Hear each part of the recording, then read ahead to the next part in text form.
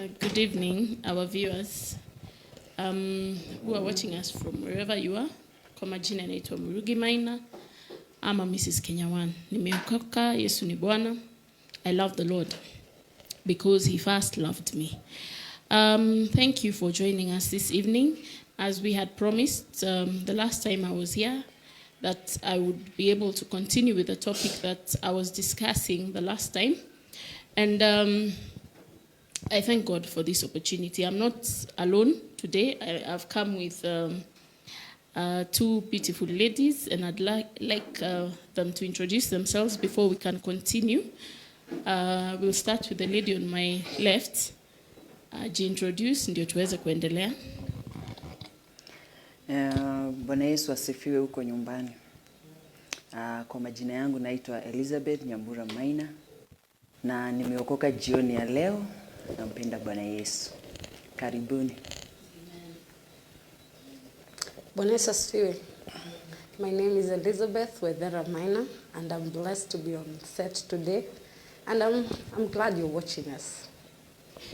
Thank you. So we'll continue with the topic, or rather we will speak on women in ministry. As you can see today, tuko women only, and I want to discuss about women in ministry and the challenges we go through, the ups, the downs, the good side of it, the disadvantages, if any. And we'll have time to interact. I believe tutakuwa na nafasi nichukue simu kadha wa kadha. Then we can answer your questions. Kwa sababu the last time we didn't have adequate time. And I saw that a number of the ladies, not even ladies, a number of individuals had questions to ask. And hatukuwa na hiyo nafasi kwa sababu kulikuwa na ibada ingine inangoja, but today we'll be able to tackle those questions really fast. So I am a woman in ministry because I have been married into ministry. Before I was married, I was a normal church goer. I was saved, yes, but I was not in ministry. I was not in any part of ministry. But once I got married, I came into ministry head on. There are things I knew, there are things I didn't know. So there are so many things ilibidi nijifunze. Na challenge moja nilipitia mimi personally is because kulikuwa na that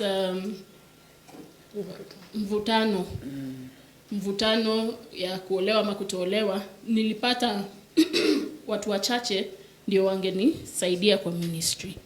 The people I expected highly of them to be able to hold my hand in ministry, ama watu ambao nimekuta ndani wanisaidie, unfortunately hawakunisaidia vile nilitarajia. Or if I can say so, my expectations of them were very high, but they did not meet those expectations. Pengine makosa ilikuwa yangu kufikiria ABCD. But whatever the case, nikapata challenges in ministry. I remember muliniuliza one question nikiwa the last time in the show about my children. Na wako hapa leo. So the spokesman, the spokeslady, mmoja wao ataongea on behalf of the rest. Tuweze kupata maoni ama her opinion as a young lady in ministry. Pia tuko na muimbaji. Mtoto tu wa hii nyumba pia. We are blessed. We are all, this is my family. And ataweza kutuambia kuanzia hapo. So tuanze na, I'll start with her because she's been in ministry longest na ni muimbaji. Atuambie tu, atuelezee ABCD ministry ya neno ama ministry yako personally. Alafu tuendelee kutoka hapo. Kulingana na vile mama ametuambia, ni kweli mtu anapata challenges katika ministry. Hii ministry ya neno ni ministry ya baba yangu, ya apostle. Na ni kweli challenges unazipata, but tunashukuru Mungu kwa sababu kupitia hizo challenges ndio tunaweza kuwa mtu. Maana bila kupata challenges hawezi kuwa mtu. Tena challenge nyingine ni kuwa uko mtoto wa apostle. Watu huko nje wanafikiria utakuwa yani mtu, sijui utakuwa mtu wa aina gani. I think wanaona like wewe ni mtoto wa mchungaji, ni kama kuna some things ustahili kubehave, kuna vitu yani haukai maisha yako wewe mwenyewe. Hakuna siku unakaa, ni muda kidogo unakaa maisha yako, because wanatarajia ufanye hivi, ubehave vitu kama malaika hivyo. Anataka uongee, lakini sasa kuna wewe mwenyewe. So kwa ministry challenges unazipata, lakini tunashukuru Mungu kupitia hizo challenges tunaweza kuwa watu siku ya leo.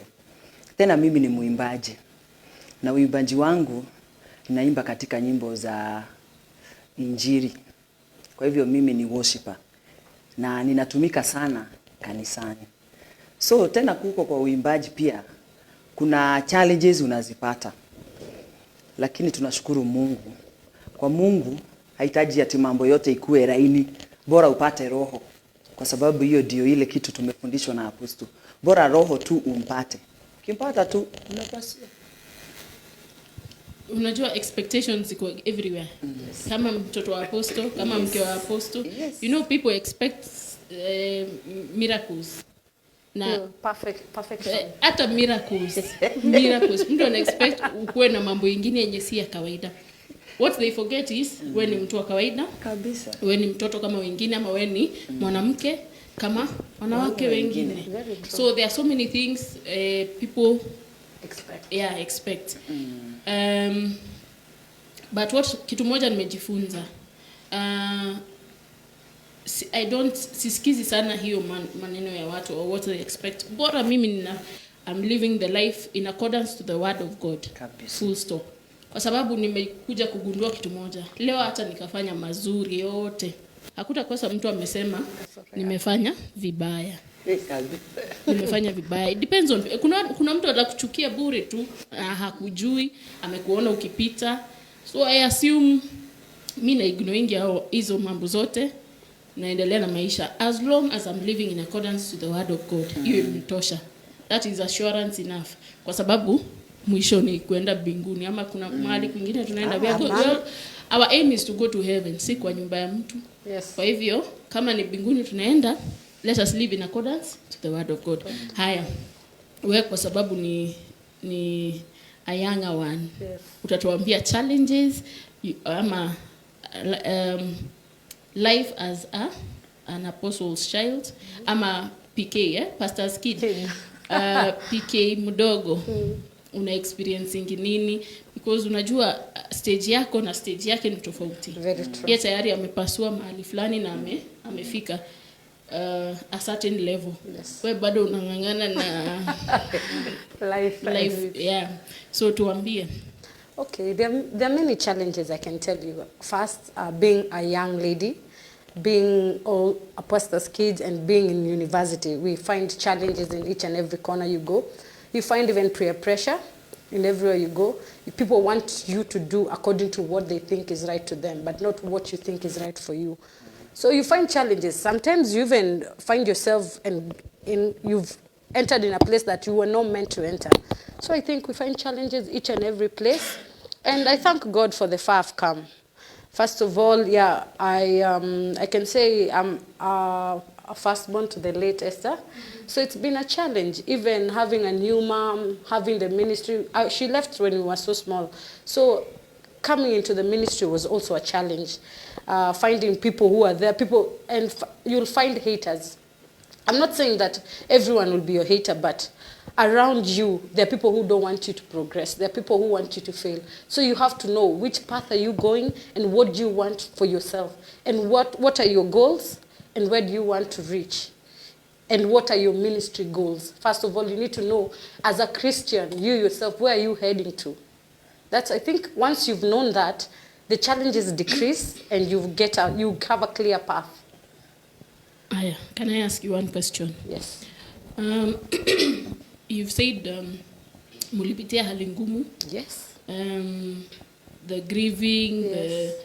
the you have to move on. Yes. You were still young. Yeah. Kuna mtu hapo nje or someone watching anaweza kuwa amepitia the same thing. Ni msichana ama kijana, let me say kijana, a young person like you. Na amepitia hali hiyo.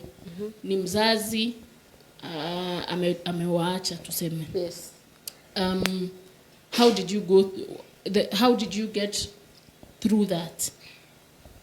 Okay. Ukakuja ukasimama, because saizi si umesimama na you are a strong individual. Yes, I can say that. A young lady who is strong and who can encourage others. Very true. Who can be a role model. Kwa hivyo waambie what you went through and how you overcame all that. Okay. I think first of all it's through prayers. You need to learn to pray for yourself. Let alone your family, let alone everyone. You need to find breakthrough within yourself. You need to know how to pray for yourself. You need to know how to spiritually guide yourself. It's a challenge because if you don't know that, no one can protect you. Yes, you get your father's spiritual cover, but you need to learn how to cover for yourself. And grief, everyone goes through grief. But how you come out, if you come out a loser, that's how you'll spend your life for the rest of your life. But if you come out a winner, that's what you will be. You build yourself. Yes, first of all, I encountered a lot. I had so much responsibility, being the firstborn in the house when I was left. So I had to know how am I going to lead by an example. So it was tough, but I had to come out a winner. I prayed mostly, and you're allowed to cry. If you're grieving, you're allowed to cry. That's how you heal. So I actually prayed a lot. Yes. There are some situations I will tell you for a fact that I went through, and I learned as an experienced, because I can't say I'm perfect until now, but I learned. So as a young lady, there are things you will go through. Boys will come, you'll find alcohol will come on the way as you're grieving. So you need to know what do you want to become, because if you want to become like the rest, you will drink. You will indulge in sex. You will do everything if you want to become like the rest. But you need to know who do you want to become. And you have to have a role model, let me say. You have to aspire. Who do you focus on? I can say that's what helped me. Okay. Unajua tumefundishwa na Apostle. Kuna siku aliniambia kitambo sana.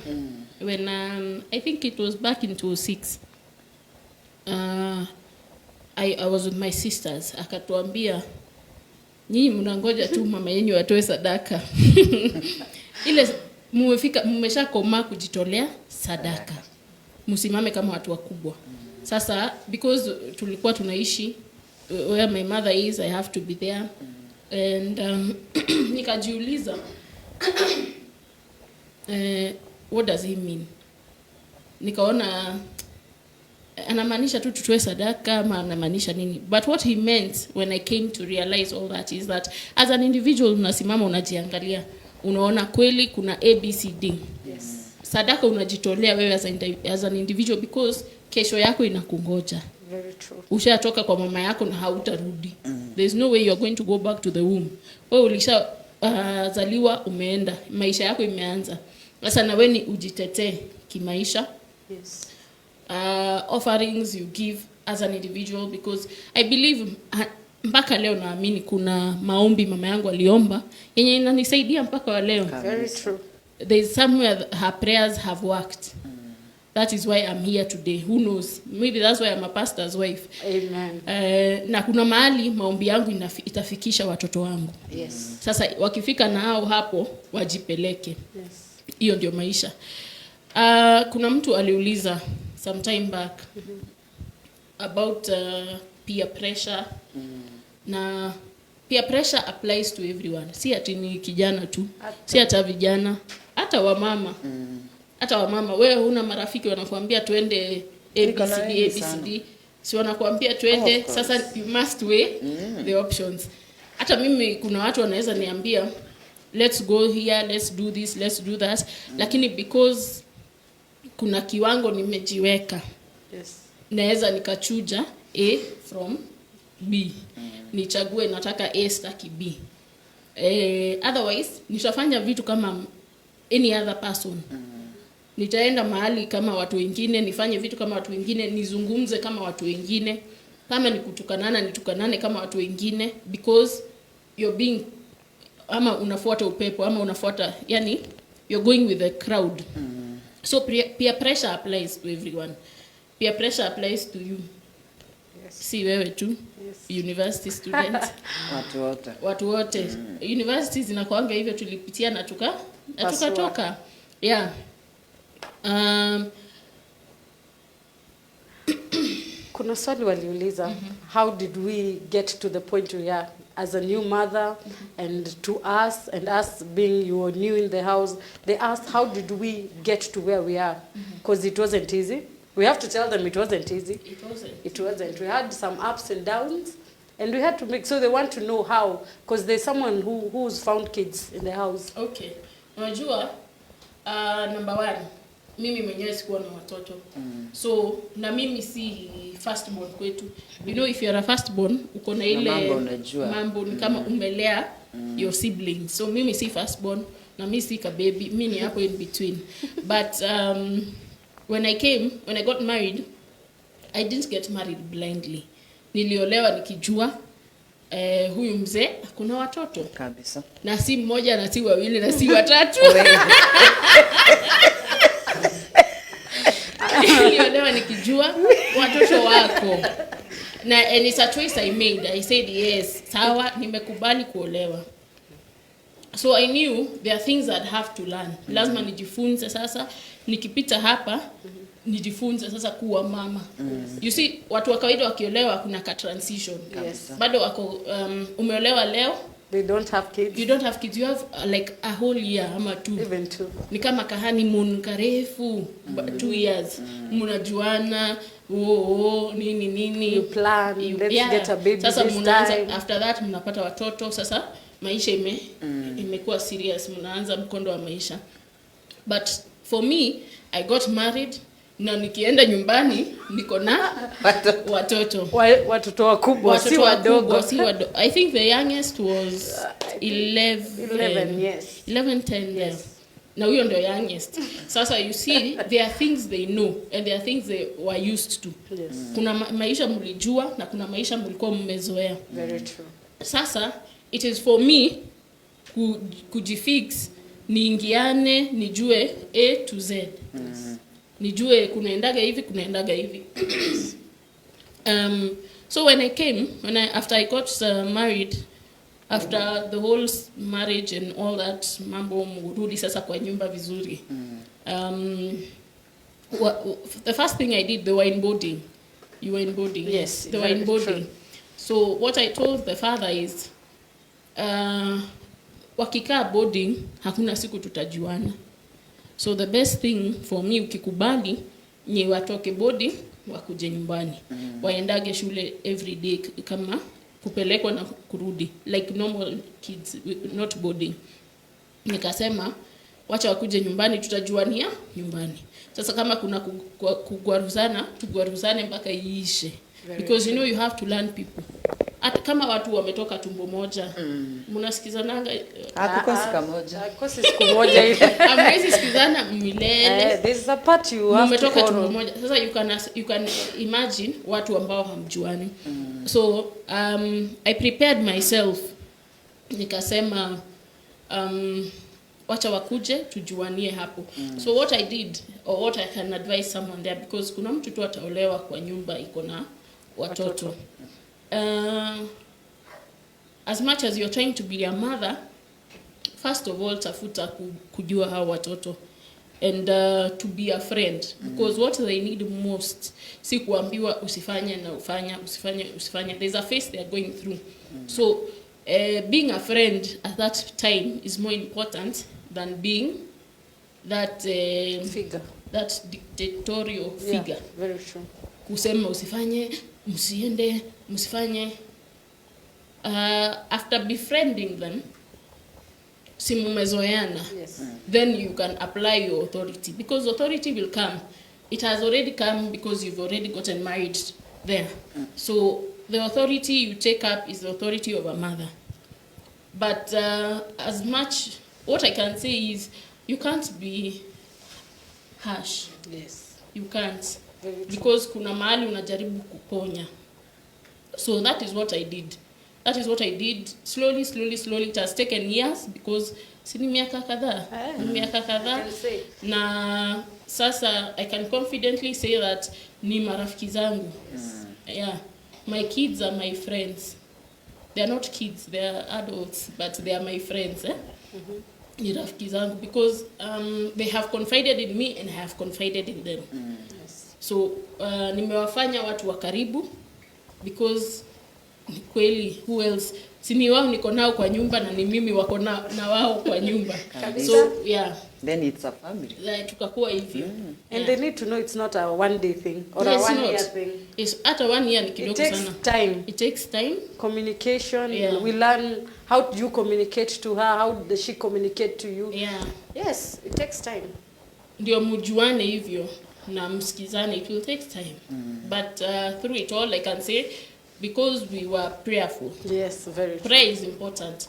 Prayer is important. Tumeomba pamoja. Tukaomba. Yani prayer is a part of life. When prayer becomes a part of life, then success and blessings become your cup of tea. Victory becomes a habit. Becomes part of your life.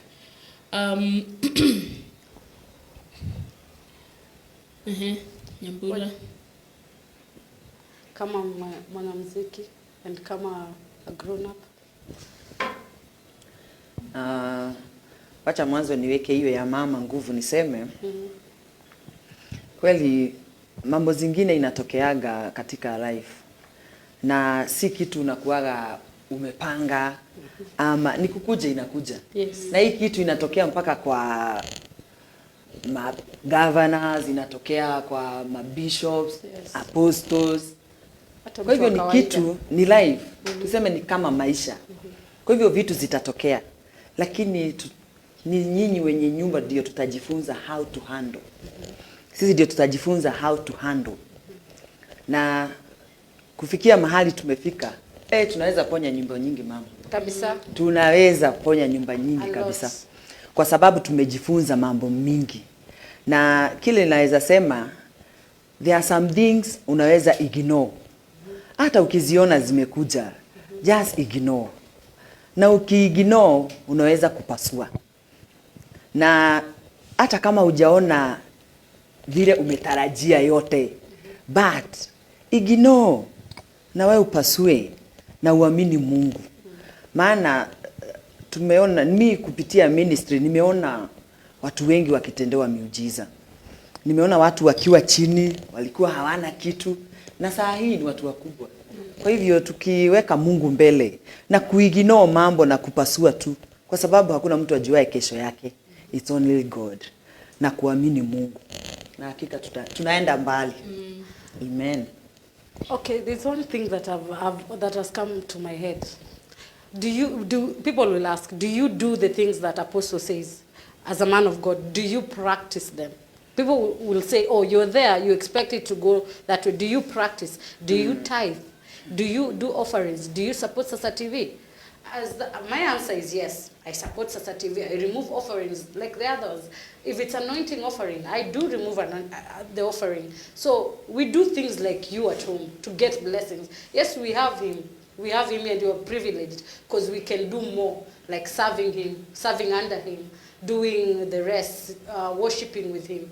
So yes, we get blessings through that, but we also go to the extra miles. There's one thing he said, for the person who's inside the house, as a child of Apostle, you have to do more for you to get blessings. Someone out there can, let's say for example, tithe, but let's say even on offering, out there someone can remove, let's say 100 bob and get blessed. But as you're in here, you need to do extra than even removing that 100. How are you connecting yourself to Apostle? So I think that they need to know we also do the same as them at home. You know, being an apostle's wife or being apostle's children does not make you an exception. Yes. You are individuals like every other. Yes. Na anasemanga anointing haiendi na ati umezaliwa kwake.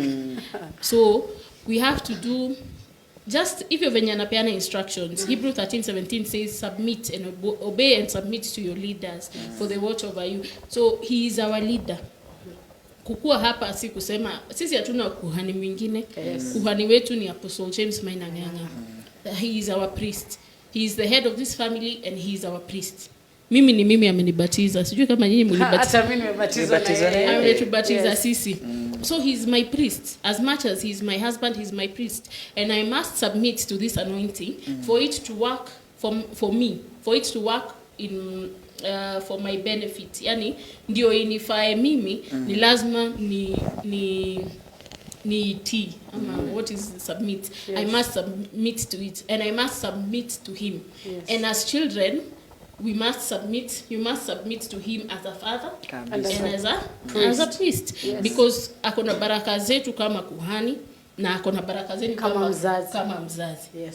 So kuna tena hapo mama, nikitaka kuongezea hapo naweza sema kwangu kitambo ilikuwa ngumu sana as in to take like this is my priest. Kwa sababu saa zingine my dad apostle ni ametulea kama kijeshi. Na hivyo ndivyo alivyo.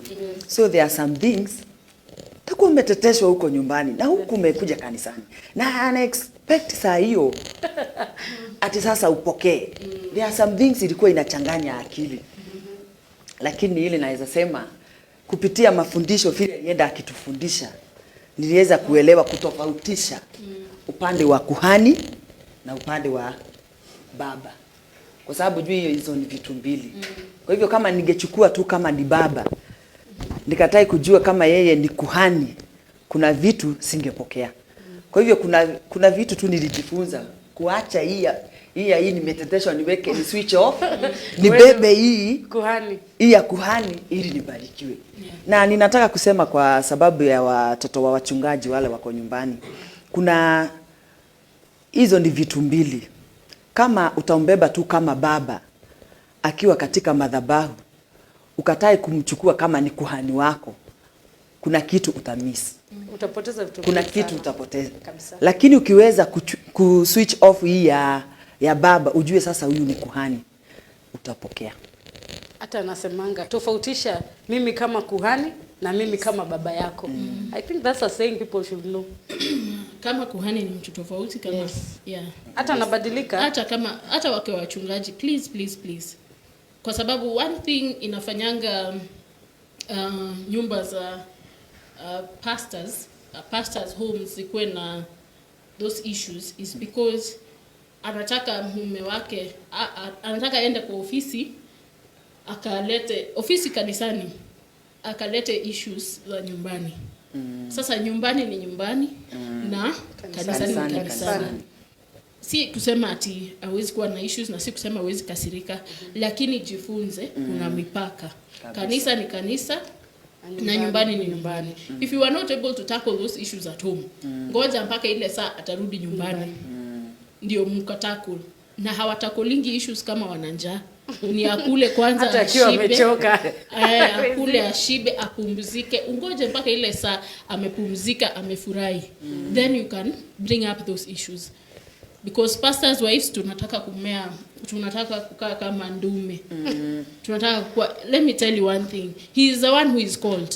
Yeye ndo ameitwa. Wewe ni msaidizi wake. Kabisa. Sasa utakuwa msaidizi wake nyumbani na utakuwa msaidizi wake kanisani. You can either support this man or bring him down. So usitumike kama kikwazo. Usitumike kama kikwazo, umkwaze mpaka akose kuhudumia watu wengine. Because I believe utapata kichapo fulani because you are the hindrance. Si Mungu naye anaona. So be a supporter of the man of God. Si kusema they are perfect. They are not, in fact they are very imperfect. Lakini there is a time for everything. Kuna masaa ya kuongea na yeye kama mume, kuna masaa ya kuongea na yeye kama baba, na kuna masaa yeye ni kuhani. So you must identify, you must look at him and know. Saizi yeye si baba nani? Yeye ni baba Beth, yeye ni apostle. Kuna mtu anauliza at what topic ni kuna mtu amesema what is the topic and kama umetujoin saizi ni women in ministry and the challenges we go through as pastors wives, as pastors children, as ministers in this ministry.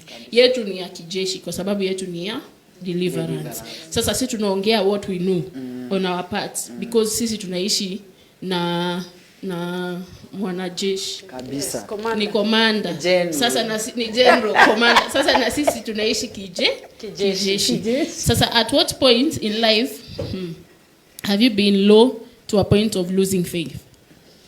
Let's start with you. I start, okay. I have been low, but not to the point of losing faith. Yes. Because what I have held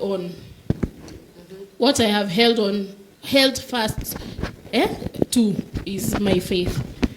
One thing I know 100% is that God has never left me. Because if he would have left me at 1 second, I think story yangu ingekuwa imeisha kitambo.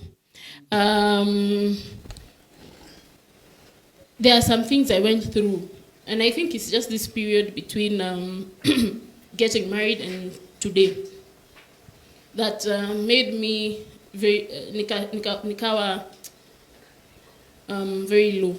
In that there was great opposition. Before I learned that opposition comes to lift you, because it does. Opposition, for those who trust in the Lord, opposition comes to lift you to another level. See, ijakuja kukuvunja ama kukuangusha. It has just come so that it can be a stepping stone for you to go to the next level. That's what I learned. Or rather, that's what it played, the role it played in my life. So there was great opposition, and people spoke, and media. There was a time there were so many things on media, and majority of those things normally are lies. Ni mtu tu amecook stories so that that site can have many viewers, can sell. So there's a time all that kulikuwa na mambo nyingi, and the support I expected to get is not what I got. I got a cold shoulder, if I may say so. So nikaumia sana kwa sababu nilikosa pa kuegemea na nimeamini sasa hapa nimeingia ni mahali pazuri. You know, once you are there, you expect open arms, you expect someone to encourage you, someone to pray with you or pray for you, only to be shocked that people are praying against me. Sasa nikaumia kweli, alafu kuangalia media. By the way, I don't look at those things. Mimi hata zikajazwa picha kwa internet. Nikiona tu hivi sisomangi, because hata ikasomwa ni matuhuhu, hata ukasoma ina mwelekeo, it's just lies. Naitwa Lois Murugi, siitwi Masi. Lois Murugi Maina, Mrs. Nganga, Mrs. Kenyawan. So you see, even they are getting names wrong. So hiyo information yote ingine ni nini? It could be wrong as well. So nikaona nimeandikwa mambo nyingi mbaya. I'm a gold digger. Mambo nyingi mbaya yenye iliniumiza, because I knew my intention in this marriage was not to come and destroy. I knew that I did not break anyone's marriage. Si ndoa ya mtu nilivunja, niliolewa kihalali. So ikaniumiza sana. Lakini mama, nikirudi nyuma kidogo naweza sema katika hiyo point, ile kiti ulikuwa ukalie ilikuwa ni kiti kubwa. Yes. Kwa hivyo hiyo kiti lazima ungepata hizo zote. Kwa sababu gani? Lazima, lakini you know, ni kiti kubwa. Sawa, lakini hakuna mtu kuambia. No one tells you. Hakuna mtu anakuambia leo. Wewe unajua umekuwa kwa ministry. Umekuwa kwa hii ministry ya Apostle Nganga. Sasa unajua ati ndio kitu kubwa ikuje, lazima utapitia something. Sasa kama wewe mwenyewe mtu hana hiyo knowledge, unajua utaumia sana. Kabisa. Utaumia. Sasa mimi sikujua ati now you expect safari kwenywe plus hata utasema kwenye kukua na ministry, your father wasn't a pastor. My father wasn't a pastor. Tunajua pastor na kaanga ama familia pastor inakuanga kupitia hiyo hali yote mimi, by the time I learned, I told you I learned from experience. By the time nijifunze na hii mambo nilikuwa nimeumia, nikaumia na nikapona. because I came to realize that multitudes of people does not mean multitudes of support. Kuona watu 1,000 sikumaanisha 1,000 ya support. Unaweza kuwa na mmoja. Mmoja tu. Ama ukose. But I thank God because kuna watu tu hapo ambao walisimama na mimi na wakaniombea na tukaomba pamoja. And hata nashukuru Mungu sana juu nilipitia. Kuna siku nilisimama kwa madhabahu nikasema there is a time for everything. A time to laugh, a time to cry, a time for everything. Na naomba nilie ndio nikuje nicheke. Didn't I cry? Sikujua ndio nimefungua kulia. But I thank God because nimejifunza na yangu. So right now I can encourage people. Na naweza ambia watu hiyo ni kitu kidogo tu. Give it time. Ama lazima mtu upitia hivi. There is a wilderness that people go through. You just don't tokea kwa greener pastures. Kuna ka wilderness mtu upitia. Atachuma. Na yako ni atachuma upitia moto. Na ni tofauti kwangu na kwako. Kabisa. So siwezi kaa chini na pastor na mke wa pastor mwingine nimwambie ati yako ngoja tu hata wewe utapitia kama yangu. No. We are all different. Nayo neema ni tofauti. We are graced differently. Nayo kazi ambayo inatungoja ni tofauti. Mimi nina mtumishi wa Mungu ambaye niko chini yake mwenye mafuta ya juu.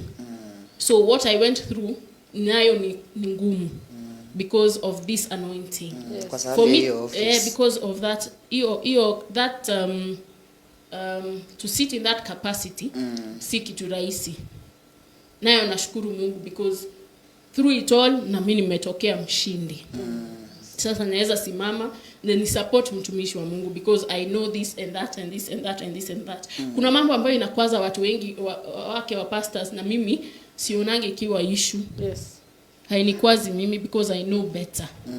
I know better. Sasa ni nafasi tu sijapata ya wake wachungaji but tutapata tu Mungu akipenda conference.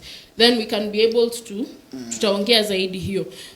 Sasa ni nyinyi mtaniambia that point mulifika. Ukasikia umefika low mpaka you're losing faith. Okay,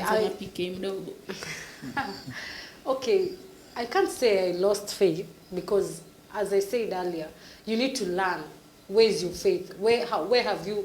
Unajua kuombewa na mchungaji na kujiombea ni tofauti. Imani yako na ile ya watu ni tofauti pia. Imani yako na ya watu ni tofauti. So unafaa kujua, do you believe first in the God your father is preaching, or do you believe like the rest, ile like tunaenda kwa mchungaji atuombe ama tunaenda tu kwa kanisa tuangalie watu tusifu tuende nyumbani. Imani yako ni nini? What do you expect? Because kama una imani you will lose faith, because expectations will have expectations and people will fail you. There's a point everything fails and you go down and your faith is still standing. If you don't have faith, I think you can't go through that moment. So you need to know, do you believe in the God you serve? Kwanza, achana na the God of apostles. Do you even believe there's a God in heaven? That's first thing which I asked myself before even going through all the challenges. I believe there was a God. So for me to lose faith, to reach that point, you have no faith. But there's a point you go in, you have low faith, but you still have faith. But you have to keep on praying, even when you're not seeing the fruits. Even if you're not seeing what you're praying for, you keep believing and trusting that everything has a solution. Back to you, Nyambura. Nikisema ati saa zingine sometimes you go through kwa sababu hii ni life. There are some things true naweza ona na si kuweke tu chini. But ukienda kufikiria ndio utajua hili jambo kumbe lilikuwa limeniweka hapo ili linipeleke ukitaka kwenda to another level. Kwa hivyo levels tu ikija kuinuka kwako kuna vitu tu unapatana. Lakini kile naweza kukuambia tu ya muhimu tu ni kumwamini Mungu. Na ukimwamini Mungu mambo yote inakuwa sawa. Okay. Tuende haraka. Living with Apostle. Kuna mtu anauliza how is it to live with Apostle James Mainanganga? Mimi kama mke, nyinyi kama watoto. Interesting. Nianze kama mke. Kama haya. Why Jesus? Mumbi ameuliza kama kuna mahali watumishi wa Mungu huenda Rome. Na nitashikanisha na hii because watumishi wa Mungu ni watu kama wengine. What the difference is with these men or women of God, wameteuliwa na Mungu na wakaekwa roho yake. They have the spirit of God so that they can be the middleman between us and God. Kuna mambo ambayo hatufanyi wenyewe. Tunafanyiwa na kuhani. Kabisa. Na kuna mambo ambayo Mungu atuongeleshi directly. Kuna mambo ambayo anaambia kuhani, naye kuhani anakuja kwetu. So the difference is that this man will never be 100% Omondi. This man has something that is not in other men. Yes. Sasa mwanzoni, if I may say so, nilikuwa na makasiriko. Makasiriko. Because I didn't understand that unajua ukiona amebadilika tu hivi unashangaa. Ni nini imefanyika? I wonder. Sasa hii ni mambo gani? Ama anajaribu kujifanya hivi na hivi. But later on I learned that one thing about him, anaweza piga kelele hapa saa hii leo hivi na 20 minutes from now hiyo imeisha. Sasa unajua mimi kawaida yangu ama venye nilikuwa tukigombana na wewe ama sasa kumekuwa na an argument, unajua nitaikumbuka tu hata usiku, hata kesho nikikuona sintaikumbuka. That's human. Sintaikumbuka tu, nitaona na kweli hata kama tumemaliza hiyo mambo sintaikumbuka. Hana hiyo, amepiga kelele na akaenda na hiyo ikaisha. Sasa I had to teach myself that this man, kando na I think hata ni nature yake, hata kando na kukua apostle anageuka. Haya, kama mama unaweza pika chakula na hiyo siku ndio umejitolea kabisa, umepika variety buffet kwa nyumba hivi, na toke asubuhi ateremke asikunywe chai apite huwa naende hata hajambia mtu good morning or goodbye na ameenda. Sasa mimi kama mke mdogo nitajiuliza maswali gani ama itaniumiza kabisa. But when I came to realize that kuna siku anakuanga mtu tofauti. Na especially something I realized, siku kuna crusade ama siku kuna deliverance kubwa ama kuna kitu something that is going to happen. Hiyo siku kunaweza, if you're not careful utaumia bure. Sasa nikajifunza tu, akipita hivyo aende, kama hajasema good morning, mimi naketi nakula chakula na naenjoy. Because sitaki, I don't if you set yourself for an offense, you'll be offended. Kabisa. Ukitafuta kuumia utaumia. Lakini sasa mimi nikamjua mume wangu, namjua, I can confidently say I know him to the extent that I am comfortable. Yes. Kuna watu walisema, nilisoma mahali ati ninakaa kama niko na baridi, I fear him. I don't fear him, I respect him. There's a difference. Kuna heshima unapea mtumishi wa Mungu. When he speaks, siwezi ngangana na yeye. Tunangangana ni yeye kichwa, mimi ni shingo. Na there's no day shingo itapita kichwa. So if he's speaking, na mimi nanyamaza nisikie anasema nini. Akisema ni asingangani na yeye, wacha tufanye because he's the head. Sasa nikajifunza hivyo. Nikajifunza mume wangu wako hivi na hivi. And I don't set myself up for offense. I don't expect it. Akikula hiyo chakula ni sawa, God bless you. Asipokula ni sawa, God bless you. Tunaendelea na maisha. Atakula kesho tu. Nikipika yangu yote aipende, sawa. Asipoipenda pia ni sawa. Because he's a human being like any other. So I don't set myself up for offense. And I've taken him the way he is. Nimemjua ako hivi na mimi. Ukisoma tu mume wako, umsome anatakanga hivi na ataki hivi. Ukijua yeye ni wa hasira na amekasirika, si uache kujibishana na yeye hiyo saa, si unyamaze tu aongee amalize. Ile saa atatulia apumzike, uone ameanza kucheka cheka, mwambie, lakini hata si hivyo kulienda hivi na hivi. So it is for you to know that husband of yours. For me, I've known my husband. That's why I'm like this. I'm glowing like this. Kabisa. Living with this man of God in the same house. I am like this because I have known him and I have understood him and I have loved him the way he is, as a man of God and as my husband. Haya, wenyu nyinyi kama baba. Kama watoto. Kama watoto, wacha hata mwanzo nirudi nyuma kidogo mama niseme.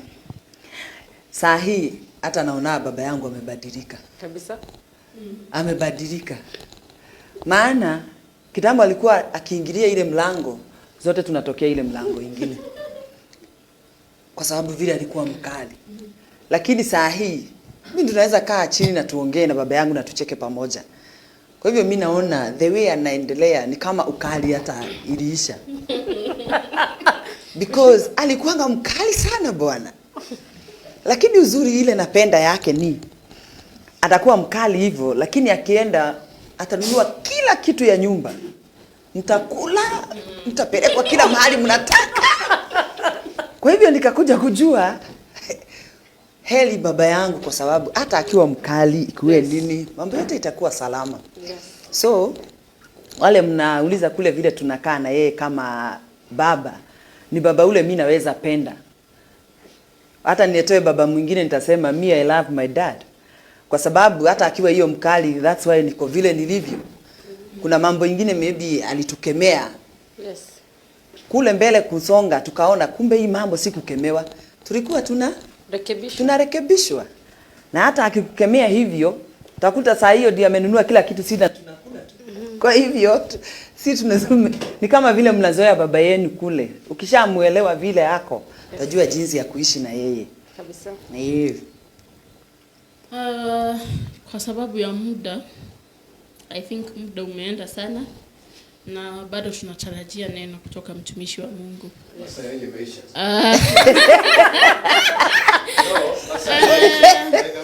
Hata umetumia masaa mengi. Tutatafuta nafasi nyingine. Sawa. Tuweze kuendelea kutoka hapo. But we thank you very much for joining us and for viewing na hata kwa kuchangia. Yes. Hapo pengine tutaachia mtumishi wa Mungu. Na Mungu awabariki.